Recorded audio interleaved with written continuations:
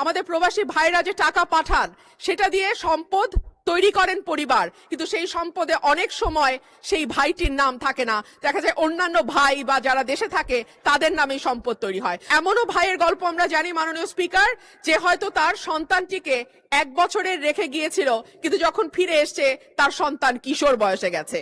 বাবা সন্তানকে ঠিকমতো চেনে না, সন্তানও বাবাকে চেনে না। মাননীয় স্পিকার, বাংলাদেশের অর্থনীতি যে ভিত্তির উপর দাঁড়িয়ে আছে তার একটা হচ্ছে রেমিটেন্স, এবং সম্ভবত রেমিটেন্স হচ্ছে বাংলাদেশের অর্থনীতির ভিত্তির সবচেয়ে শক্তিশালী একটা ভিত।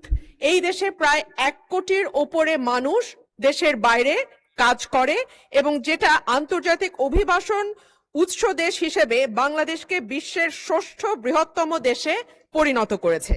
2025-26 অর্থ বছরে বৈধ পথে বাংলাদেশের রেমিটেন্স এসেছে $35.56 বিলিয়ন, এবং এত বেশি বৈদেশিক মুদ্রা আমাদের আমদানি থেকেও আসে নাই, কিংবা আমাদের যে অন্যান্য যে জিনিসগুলো আমরা রপ্তানি করি, গার্মেন্টস সহ অন্যান্য যে বিষয়গুলো রপ্তানি করি, সেখান থেকেও কিন্তু আমাদের এত বিপুল পরিমাণ অর্থ আমরা জোগাড় করতে পারি নাই।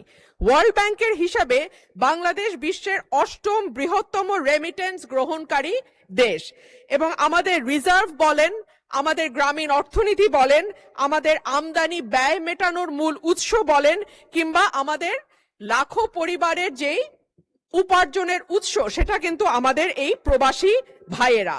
এবং সবকিছু নির্ভর করছে যে আমাদের রেমিটেন্স যোদ্ধারা কি পরিমাণ অর্থ বাংলাদেশে পাঠায় তার উপরে। কিন্তু রেমিটেন্সের আড়ালে একটা বিরাট মানবিক মূল্য আমাদেরকে দিতে হয় মাননীয় স্পিকার, যেটা আমাদের নজরে সব সময় আসে না। আমরা অর্থের হিসাব করি, আমরা রিজার্ভের হিসাব দেখি, এমনকি কি পরিমাণ বিদেশে আমরা লোক পাঠাতে পারছি সেই হিসাবও আমরা দেখি, কিন্তু এটার অন্তরালে যে একটা গভীর কষ্টের গল্প আছে সেই কথাটি কখনো কোথাও উঠে আসে না মাননীয় speaker. Social cost of migration, যেটাকে আমরা বলতে পারি সুযোগ এবং ত্যাগের গল্প একই সঙ্গে। ওয়েজ আর্নার্স বোর্ডের তথ্য অনুযায়ী 2024 সালে বাংলাদেশ জন্মের পরে এখন পর্যন্ত 2024 সালে সবচাইতে বেশি 4813 জনের মরদেহ বাংলাদেশে আসে। এছাড়াও 15 থেকে 24 পর্যন্ত 38,000 মরদেহ বাংলাদেশে এসছে।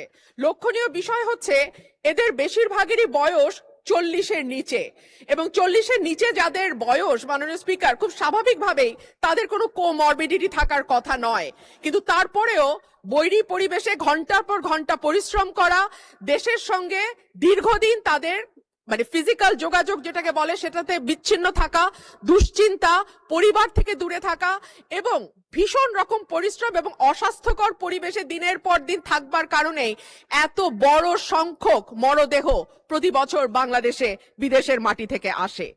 অভিবাসনের প্রকৃত মূল্য, আমি যে কথাটি বলছিলাম, যে কেবলমাত্র সংখ্যা বা জীবন দিয়ে যদি আমরা হিসাব করি তাহলে হবে না, এর সঙ্গে যুক্ত হয়ে আছে আমাদের সামাজিক নানান রকম ঘটনাও।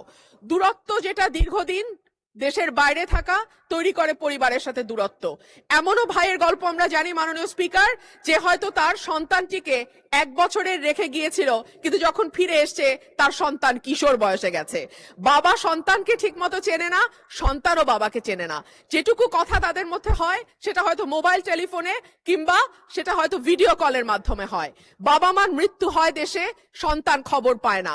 অনেক সময় আমরা জানি আমাদের প্রবাসী ভাইরা যে টাকা পাঠান সেটা দিয়ে সম্পদ তৈরি করেন পরিবার, কিন্তু সেই সম্পদে অনেক সময় সেই ভাইটির নাম থাকে না, দেখা যায় অন্যান্য ভাই বা যারা দেশে থাকে তাদের নামেই সম্পদ তৈরি হয়। অর্থাৎ নানান ভাবে নানান রকম সমস্যার মধ্যে দিয়ে আমাদের প্রবাসী ভাইরা দেশের বাইরে কাজ করেন, কিন্তু তাদের এই শ্রম এবং ঘামেই বাংলাদেশের অর্থনীতি টিকে আছে।